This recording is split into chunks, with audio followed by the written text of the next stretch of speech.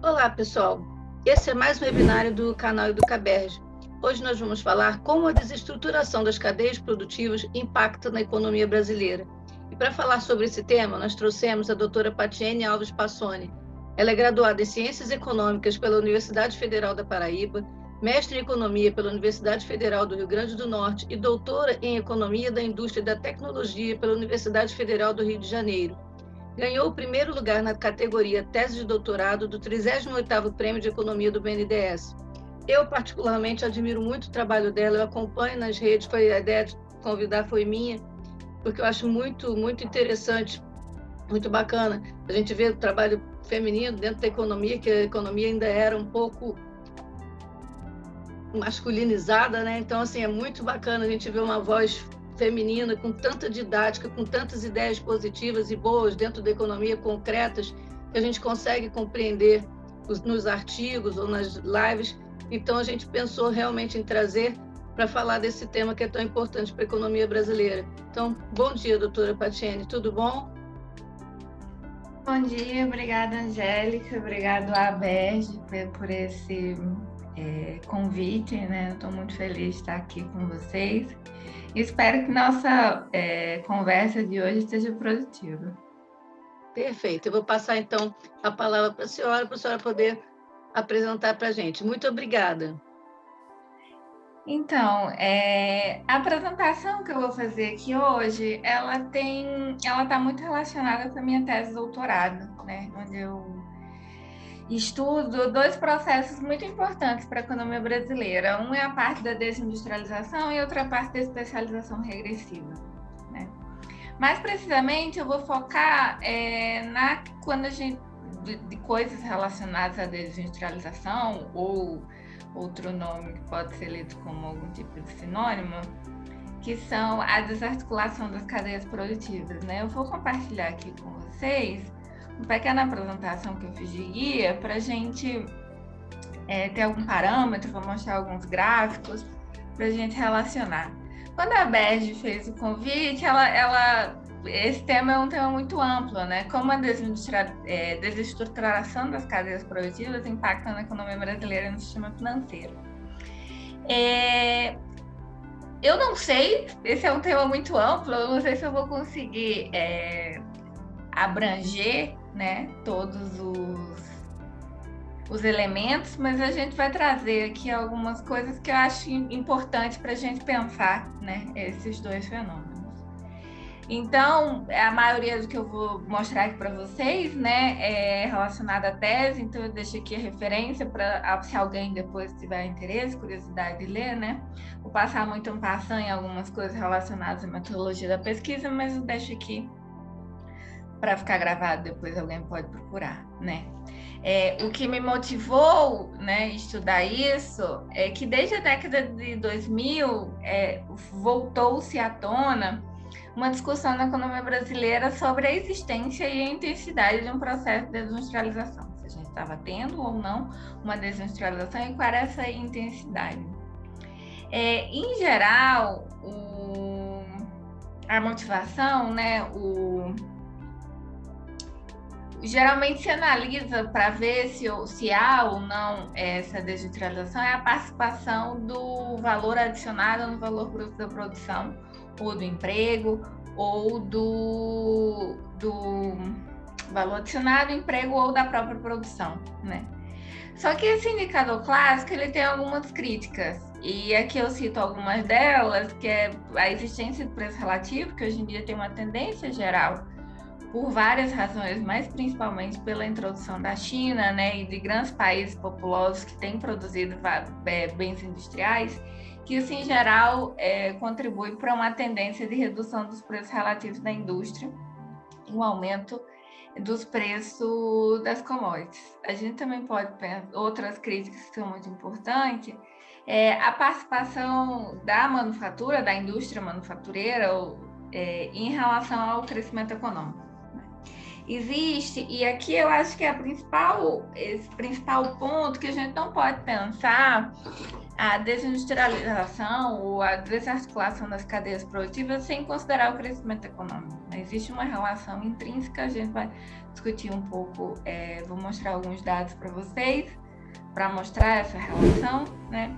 Mas a gente também precisa considerar que hoje em dia a indústria está inserida dentro de uma estrutura produtiva global, com um processo de fragmentação da produção, das famosas já conhecidas cadeias globais de valor, da indústria 4.0, e a importância de países, como eu já tinha comentado, né, como a China e outros países populosos, né, que passam a desempenhar um papel muito importante no fornecimento de produtos, né.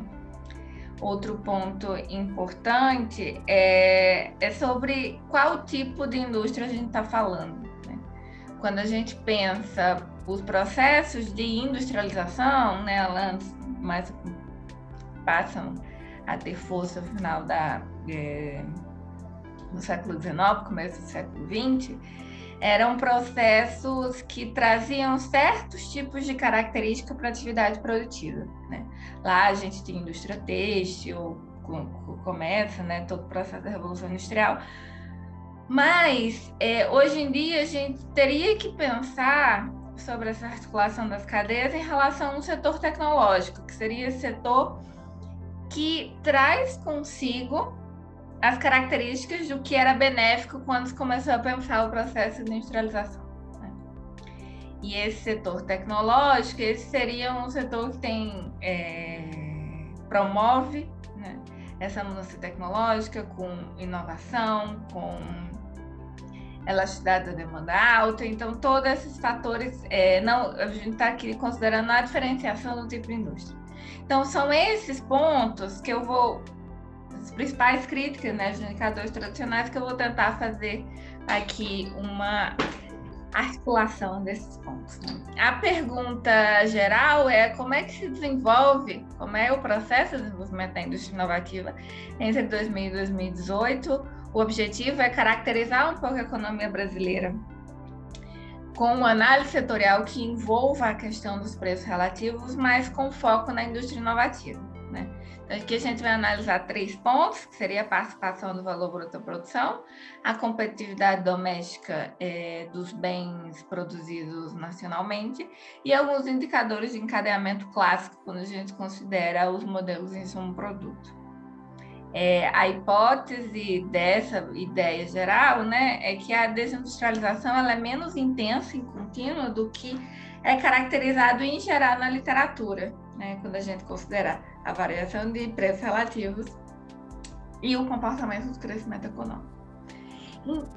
Tudo que eu vou apresentar aqui para vocês, ele está muito enfocado nas matrizes insumo-produto, né? Aqui eu considero esse modelo do insumo-produto, mas é uma versão do insumo-produto que eu desenvolvo na tese, que considera a variação de preços relativos, né?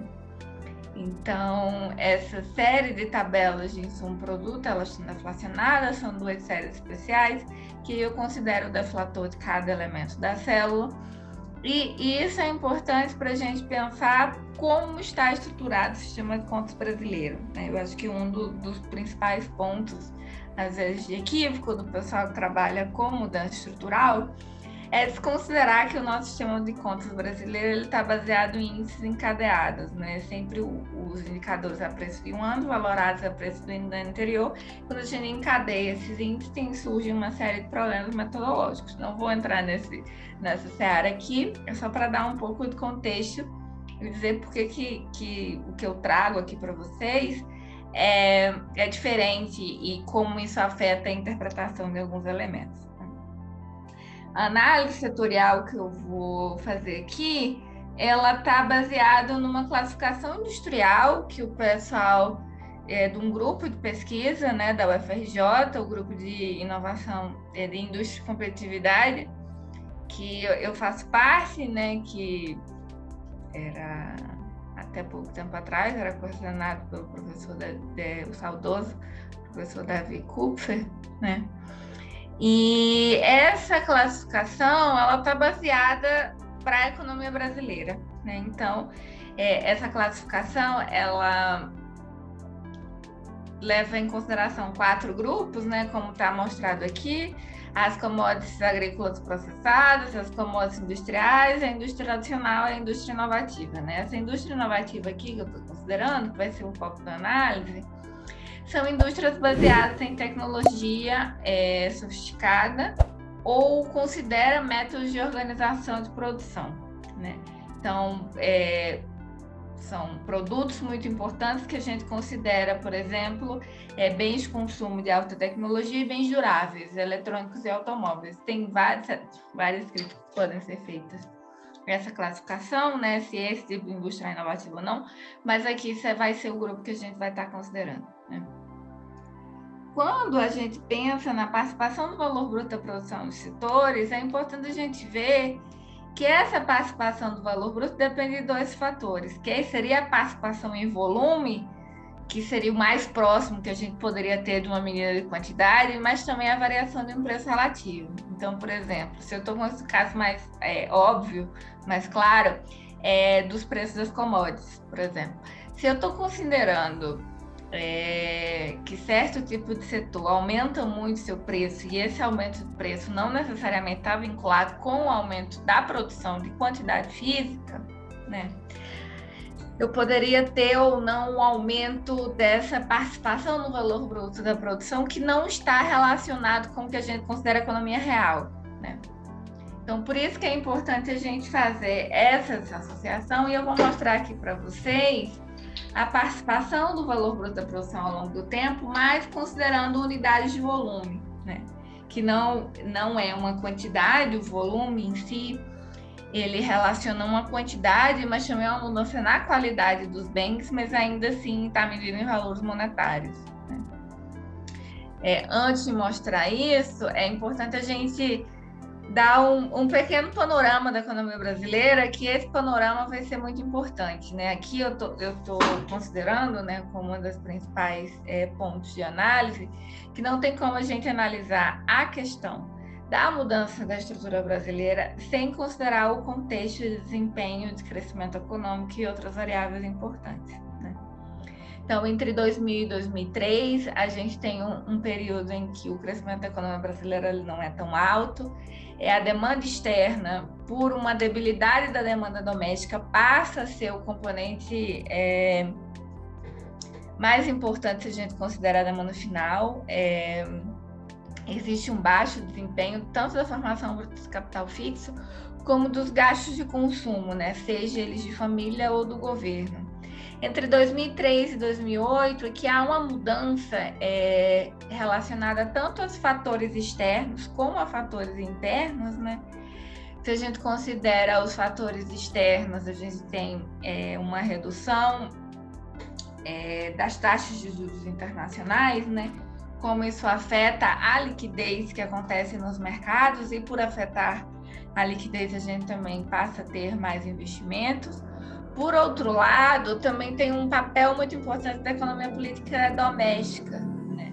Com a expansão de certos gastos públicos de consumo e investimento e algumas políticas de crédito, né? Tudo isso somado, né, tanto considerando esses elementos externos quanto os internos, levam a uma mudança na melhoria do mercado de trabalho, a ganhos salariais. A gente tem nessa época política de valorização do salário mínimo, né? Mas outro ponto muito importante que está associado com tudo isso é a valorização da taxa de câmbio real. E isso vai ter um efeito muito importante se a gente considera, mais para frente a gente vai ver isso, a questão da proporção do que a gente está importando dos outros países. Se a gente também tem, nesse período, um aumento da tendência de crescimento do PIB e da taxa de investimento, né? E a formação bruta de capital fixo é o componente da demanda agregada mais dinâmico se eu considero a taxa de investimento, né? Se eu considero a taxa de crescimento dessa formação bruta de capital fixo.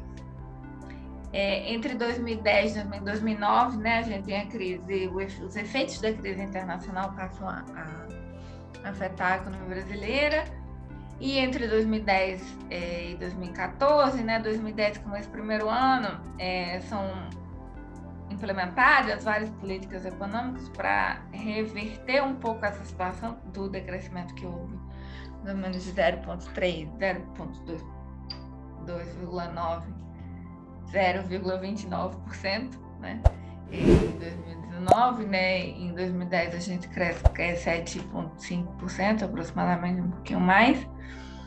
Mas a gente começa a ter claro, principalmente a partir de 2011, uma mudança na orientação da política governamental, né?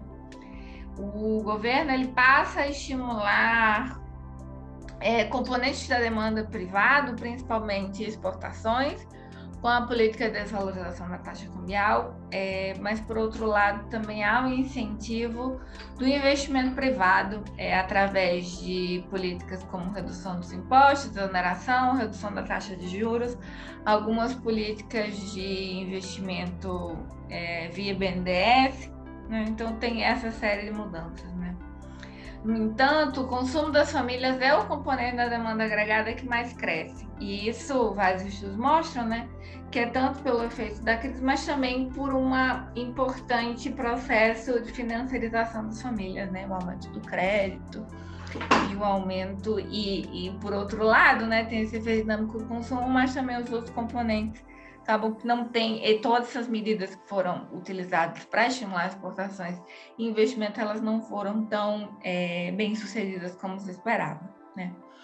Entre 2015 e 2018, é implementada a partir de 2015, né, sérias medidas de austeridade fiscal, tanto do ponto de vista governamental, que afeta principalmente a formação bruta de capital fixo, se a gente considera a construção, né?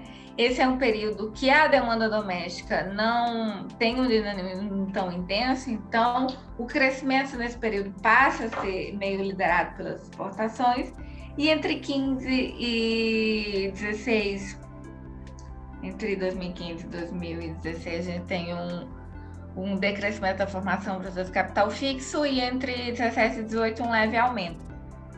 Isso a gente vai trabalhar um pouco mais para frente, mas eu só preciso fazer um comentário que a análise termina em 2018, porque eu estou considerando esse é o ano mais recente que a gente consegue obter informações das matrizes insumo-produto por divulgação do IBGE, né? Só em dezembro desse ano a gente vai ter os dados de 2019, então por isso que para deixar claro por que a gente está analisando até esse período, porque não vê dados mais recentes, né?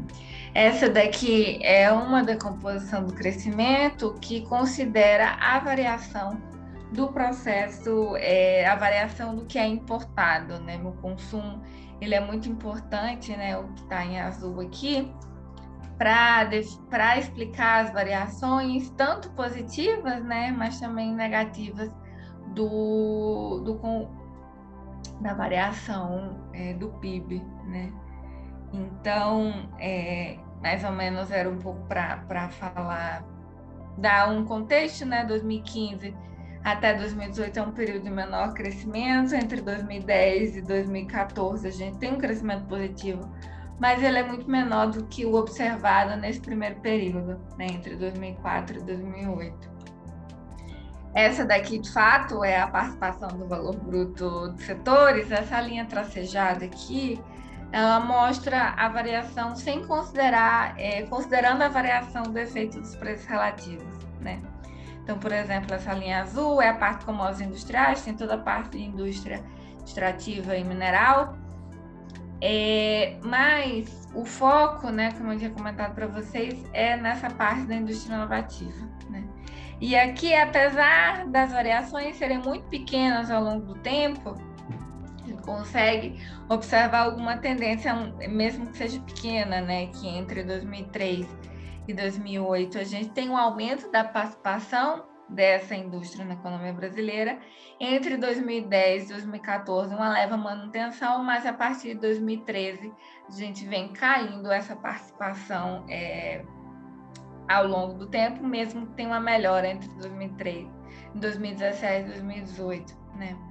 Se eu considero o crescimento do valor bruto da produção dos setores, né, que eu estou considerando aqui, mas enfocando no caso da indústria inovativa, o período de maior aumento que teve, de fato, foi 2003 a 2008, né?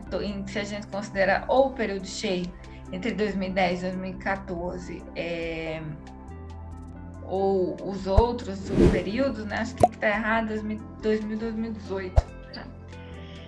Todos os outros períodos têm uma redução do valor bruto da produção, se a gente considera esses períodos, né? Então, isso vai ser importante, justamente, eu acho que esse é um dos principais gráficos que eu vou mostrar aqui para vocês hoje, da relação da taxa de crescimento da parcela da indústria inovativa e da taxa de crescimento do investimento. Então, a gente percebe, por exemplo, essa linha tracejada é a participação em volume da indústria inovativa no valor bruto da produção. E a linha cheia, a taxa de investimento, que é a relação da formação bruta de capital fixo em relação ao PIB, né? Então, com isso a gente consegue observar o quê? Sempre que a taxa de investimento do PIB está aumentando, em geral, isso aumenta a taxa da indústria, a taxa de crescimento da indústria inovativa, não a participação. E quando há uma redução, né, dessa variável, por exemplo, entre 2010 e 2015, a indústria inovativa perde participação por causa dessa relação. Então, o que está por trás disso aqui é algo um pouco óbvio, né, que a indústria inovativa está centrada em bens de consumo duráveis, máquinas e equipamentos, bens de capital, veículos também. Então, sempre que a indústria inovativa, no caso, ela vai ter um desempenho melhor quando o investimento nessa economia é mais alto, né? Então, e por investir mais, tem todo um efeito, um desdobramento de encadeamentos, né, de um círculo virtuoso, para aumentar, como a gente vai ver mais para frente, certos elementos da estruturação da cadeia produtiva, né? Então, a gente não tem como pensar, por exemplo, o desempenho da economia brasileira, o desempenho das articulações dos setores da economia brasileira sem considerar o movimento de crescimento econômico, né? E aqui, para tentar incluir um pouco nessa parte do sistema financeiro na análise, esses são dados de crédito setorial, são dados do Banco Central, né? E é o saldo, eu estou considerando aqui o dezembro do ano, né? Mas se a gente considera que a indústria total, que é o que está em roxo, né? Essa linha, a gente percebe que entre 15 e 18, que é o período de análise, mas se a gente considera até 2019 e mais recentemente há um aumento, mas tem uma redução do crédito, que aqui é direcionado ao crédito livre, tá? Para esse setor.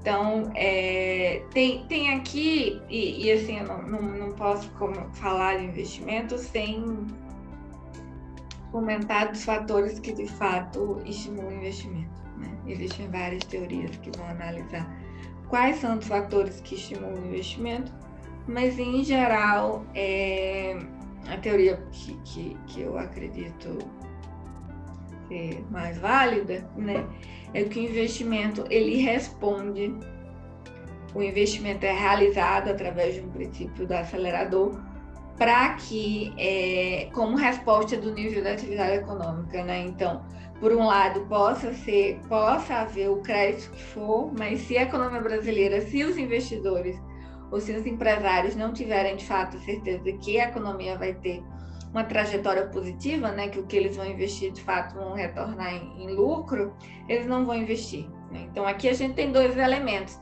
Tem tanto, por um lado, não dá para saber aqui, de fato, o que é crédito direcionado ou o que não é, mas tem dois elementos aqui, né? Os investidores, eles não, de fato, não estavam imaginando que iam ter perspectivas rentáveis, então eles param de pedir crédito. Mas, por outro lado, mesmo se eles estivessem interessados, certas políticas de crédito foram progressivamente sendo diminuídas. E esse aqui eu trago, por exemplo, os desembolsos realizados pelo BNDES, que é o principal banco que financia bens de capital, né? Esses são dados de um trabalho, né, do Thiago Miguel, e que ele analisa os desembolsos realizados pelo FINAME, né, que era um programa do BNDES que fazia desembolsos para investimento em meios de capital, que está relacionado com a política de conteúdo local e tudo isso. Mas aqui eu queria trazer precisamente esse dado em azul, aqui é o dado do FINAME, né? Mas desde 2014 já tem uma redução progressiva do que é ofertado em termos de financiamento, né? Em 2016 há uma mudança clara, né?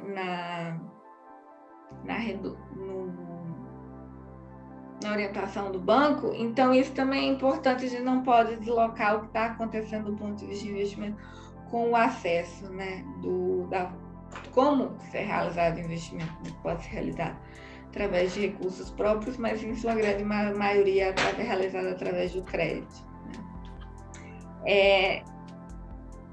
Passando para outro tema, a gente considerando um pouco a competitividade doméstica, que seria a participação do valor dos bens importados no total da nossa oferta brasileira. Também estou aqui mostrando as equações, mas a ideia é justamente tentando tirar esse efeito do preço relativo, que aqui é muito importante porque tem a questão do câmbio, né? A gente vai analisar 3 indicadores: qual é a participação da oferta, das importações na oferta total, na oferta para bens intermediários e na oferta para bens finais, né? Que aqui entraria bens de capital e bens finais, assim, que a gente importa.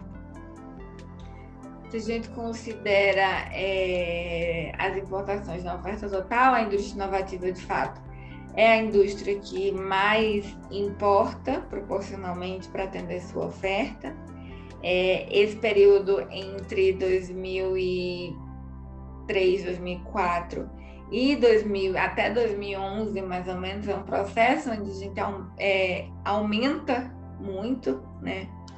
E aqui, por um lado, tem esse efeito do câmbio, né, que a gente tinha comentado com vocês, o processo de apreciação cambial, mas esse processo de apreciação cambial também contribui para variações mais permanentes da taxa de câmbio.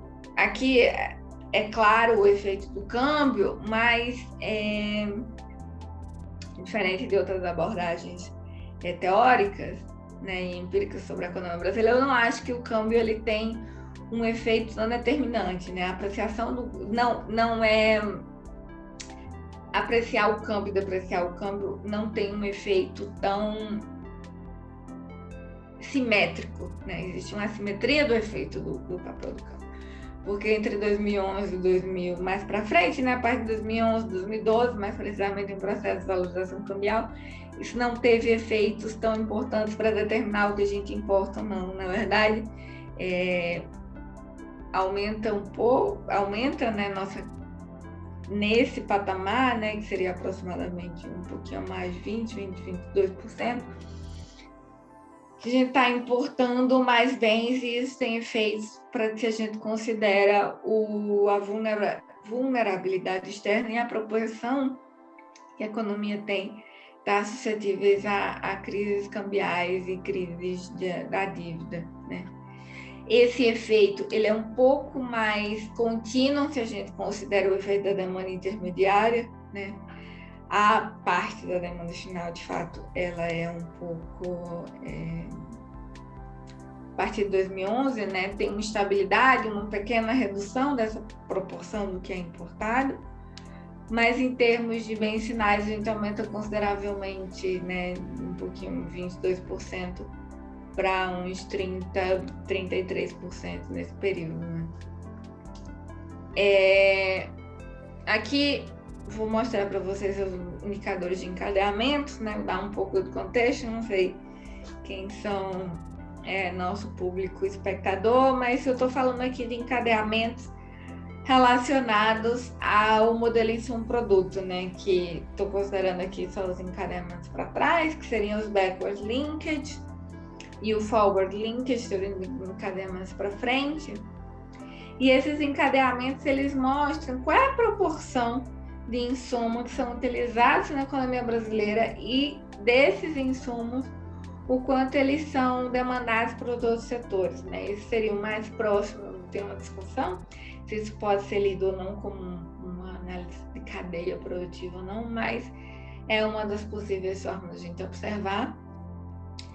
E esse indicador, ele mostra se a economia está mais encadeada, né? Se esses encadeamentos eles estão mais próximos ou não. É importante frisar aqui uma coisa, que o encadeamento ele mostra uma questão de uso do insumo, né? Se eu estou usando mais ou menos insumo ao longo da minha cadeia. E aqui a gente pode comparar os insumos domésticos com os insumos totais, né? Considerando a parte de importação. Mas eu vou mencionar aqui que isso é algo um pouco limitado, porque, por exemplo, se a gente considera um aumento da produtividade, a gente pode estar reduzindo esse encadeamento, né? Esse coeficiente técnico. Isso não necessariamente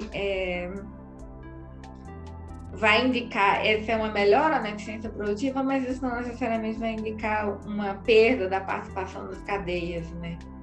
Para fazer isso, bem, a gente deveria considerar qual é o estoque de capital, né? E a produtividade desses setores. Mas, infelizmente, ainda a gente não tem uma estimação de estoque de capital, né? Não de fluxo, mas de estoque de capital, que permita fazer essa análise, né? Tem algumas estratégias, alguns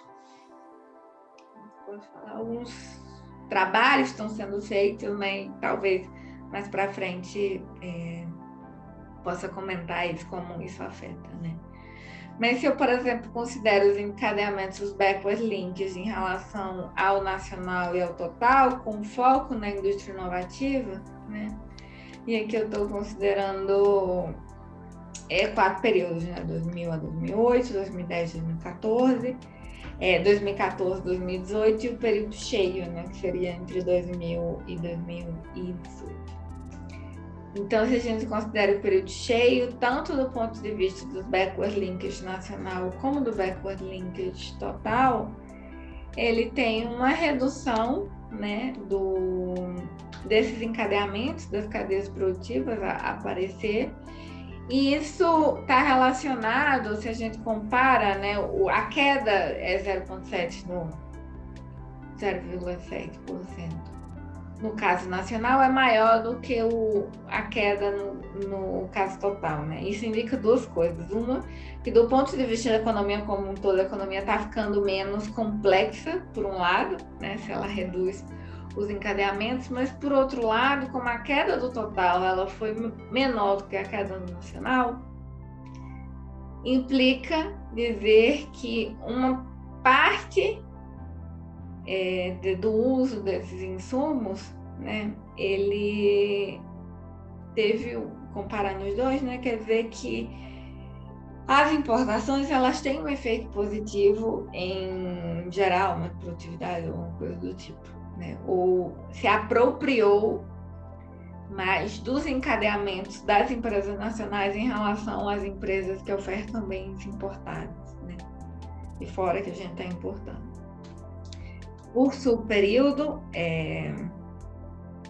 a gente vê que entre 2000 e 2008 tem um aumento, né, nesses encadeamentos, muito possivelmente por aquele efeito que a gente observa.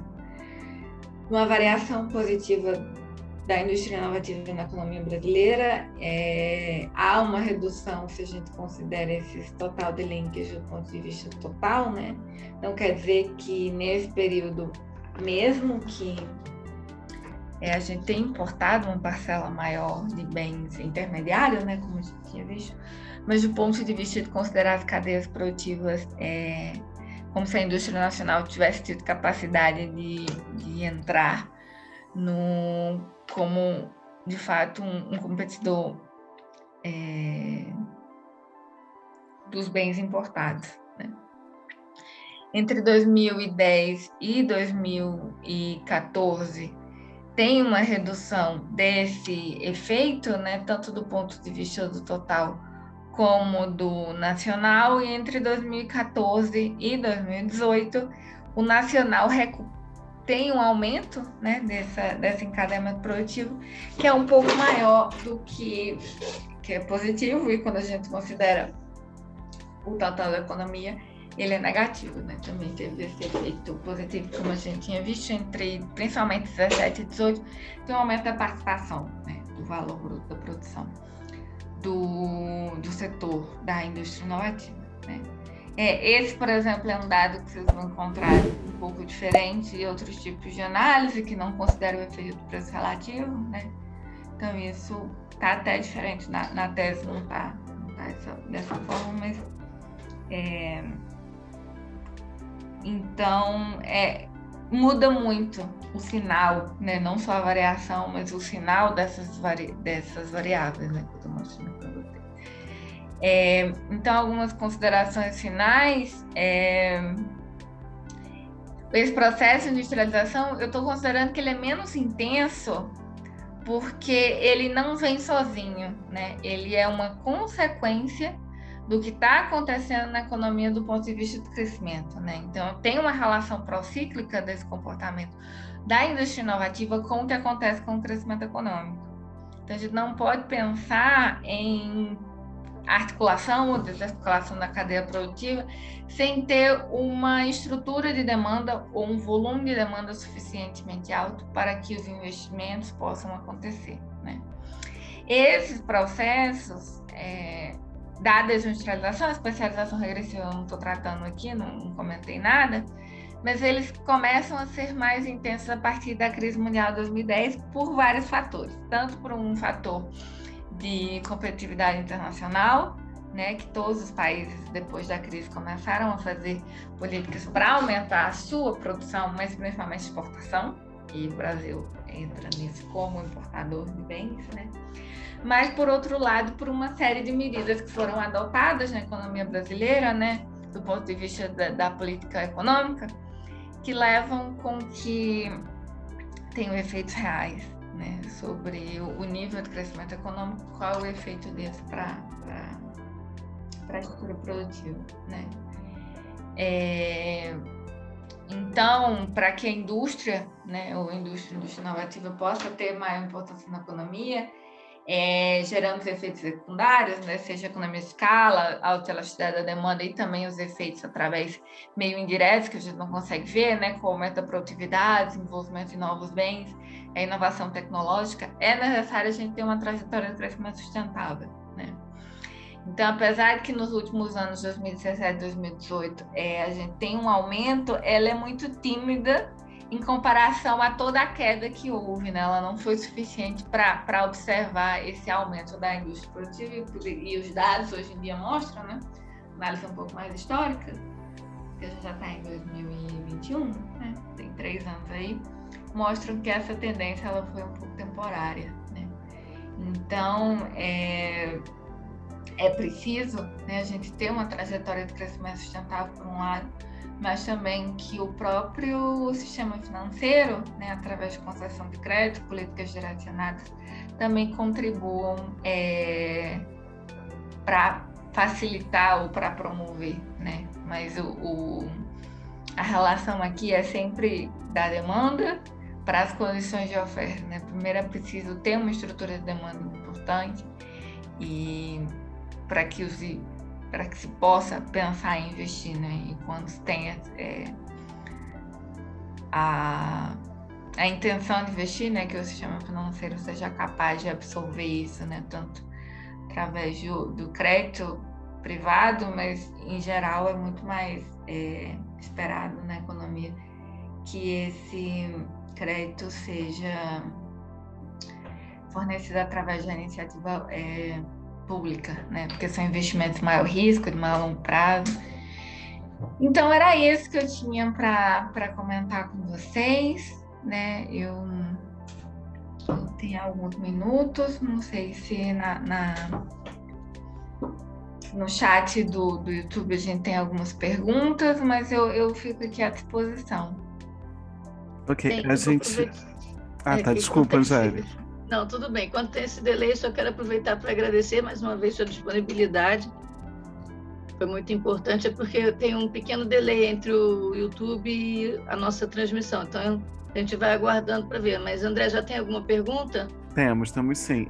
O Jorge Alves, ele colocou aqui a primeira pergunta. que seria como que o atraso da reforma fiscal impacta em nossa cadeia de produção. Então, importante. São muitas coisas envolvidas, né? É uma pergunta tão simples, mas envolve toda uma discussão teórica por trás, né? Quando a gente pensa em reforma fiscal, e aí tem toda uma discussão de como se deve ser feita ou não, né? Mas como é que eu posso falar isso de maneira que não vire matéria? Então, quando a gente pensa em reforma fiscal, eu acho que é importante a gente pensar, principalmente no mundo de hoje, o papel do governo, o papel que o governo tem na economia, né? Então, se eu estou pensando em reforma fiscal, tem uma linha hoje em dia até um pouco mais forte, que pensa que a reforma fiscal ela deveria limitar, por exemplo, a ação do Estado em diversas formas. No entanto, eu acho que, principalmente hoje em dia a gente está vendo, né, que a forma como a reforma fiscal ela tem sido planejada, ela dificultaria, inclusive, eu acho, na minha opinião, a reestruturação das cadeias produtivas. E por que eu estou falando isso, né? Em um momento, pelo menos a visão mais dominante, né, que está hoje em dia no governo, dá a ideia de que o mercado privado seria capaz de estimular o crescimento econômico, né? E eu estou fazendo o link da ação do governo com o crescimento econômico e do crescimento econômico com o investimento e investimento com as cadeias produtivas.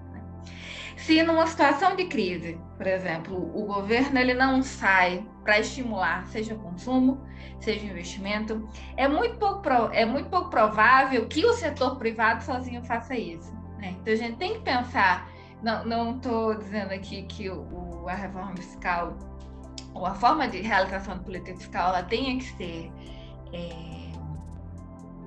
irresponsável de alguma maneira, né? Estimulando déficit alto ou não, mas eu estou pensando aqui de fazer, hoje em dia existem até reformas fiscais de segunda geração, né?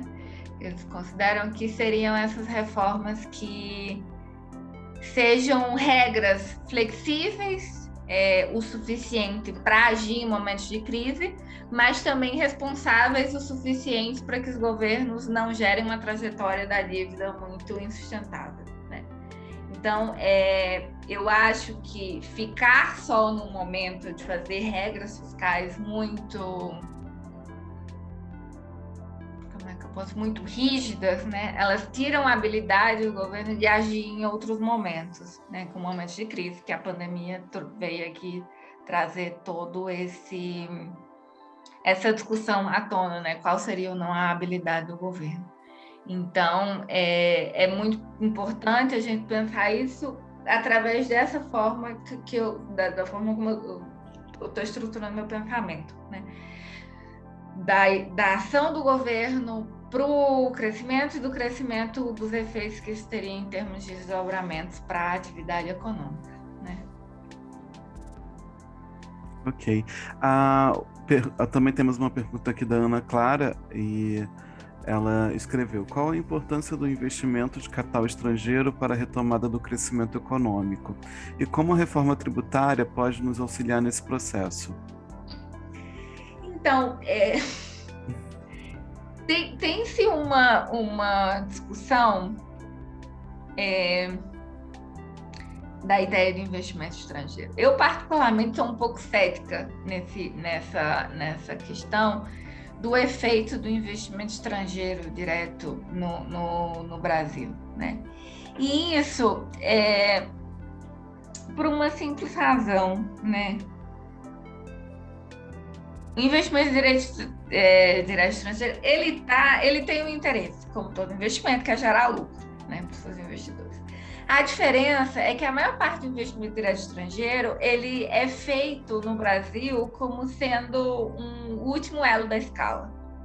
Então, por exemplo, a maior parte da inovação ela é feita no momento da produção ou do pensamento e desenvolvimento de produtos ou dessas outras questões. Então, se a gente pensa em desenvolvimento, em investimento direto estrangeiro, a limitação, não estou dizendo que ele não é importante, ele é importante para gerar escala e tal, mas, em geral, se dá a ele um efeito muito mais importante do que de fato é, né? Então, por exemplo, muitos pesquisadores argumentam que o nível de investimento direto estrangeiro no Brasil é muito baixo. Por exemplo, no México, estou fazendo uma instância de pesquisa aqui, agora o investimento direto estrangeiro aqui é muito mais alto.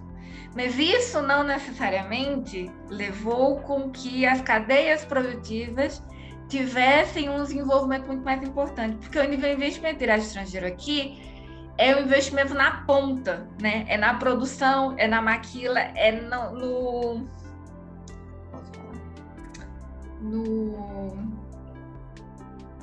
na montagem, né? Então, a sofisticação tecnológica nisso é muito pequena.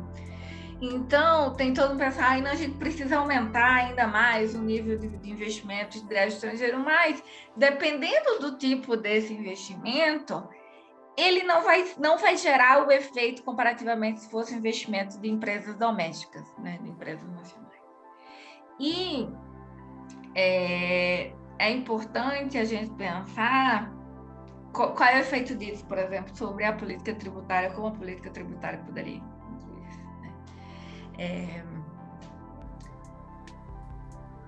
A política tributária, ela de alguma maneira gera incentivos ou não, né? E se a gente pensa numa política tributária, tributação, dizer, não, podem vir investimentos estrangeiros que eu vou tributar menos, e isso é feito. E isso acaba sendo um pouco, posso falar? Eu acho que limitante, né?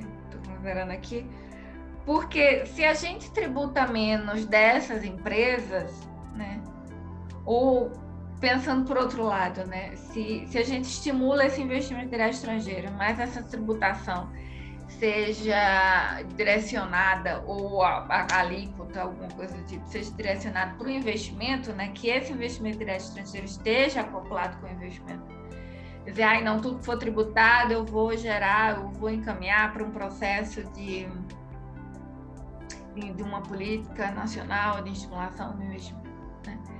Então, isso seria uma das formas de fazer com que esse investimento direto estrangeiro seja positivo, né? Tem esses efeitos positivos para a gente pensar o crescimento, né?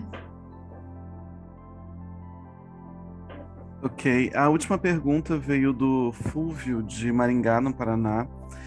Ele coloca aqui que o Ministério da Economia criou uma secretaria especial de desestabilização e desinvestimento.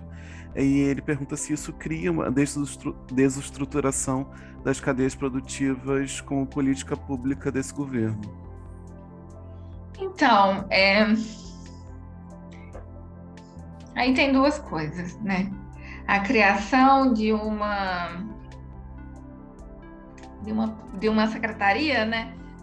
Se a gente pensa nas instituições, elas levam ao direcionamento de prioridades do governo, né? Então, criar uma secretaria relacionada a isso dá em um pouco entender o norte, né? Mas eu diria que isso vem desde antes, né? Se a gente não tem uma estratégia de crescimento, de investimento ativo, né, na economia brasileira, seja através da infraestrutura pública, né, de construção, ou investimento em educação, em saúde, toda essa questão, né? Além da questão clara, né, que essa secretaria traz para a economia brasileira, o resto, né, também tem efeito direto e indireto sobre as cadeias, né? Então, a gente, como só reafirmando, né, a gente não tem como pensar uma estrutura de desenvolvimento produtivo sem um nível mínimo de crescimento, né? outros governos fizeram, ou tentativas de política industrial, ou alguma coisa relacionada a isso. Tem muita crítica em relação a essas políticas, que elas não geraram, né, o efeito que se queria, né, seja através, por exemplo, da política de conteúdo local, do BNDES, do FINAME, ou de outras atividades, né, como o Plano Brasil Maior, tudo isso, mas pelo menos sim uma tentativa, né, e não deu certo.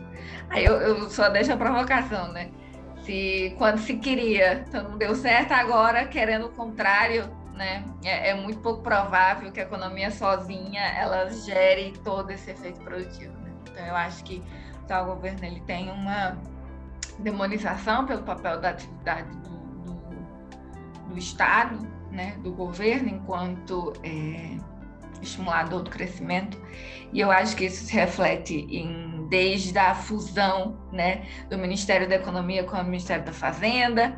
Então tem todas essas questões que vão dando direcionamentos para o que é prioridade ou não para o atual governo, né, e aparentemente desenvolver ou pensar a estrutura produtiva brasileira claramente não é uma prioridade, né? Perfeito, doutora Patiane, a gente encerra então as perguntas por aqui. Antes de finalizar, eu só queria deixar um recado para os participantes, né, que assinem a lista de presença no link que está aí no chat, para que a gente possa enviar os certificados de participação. Angélica. Tá ótimo. Quero agradecer mais uma vez a todos que estão presentes e a doutora Patiane também. Até a próxima. Até a próxima, até mais. Tchau. Até a próxima. Tchau, tchau, obrigado.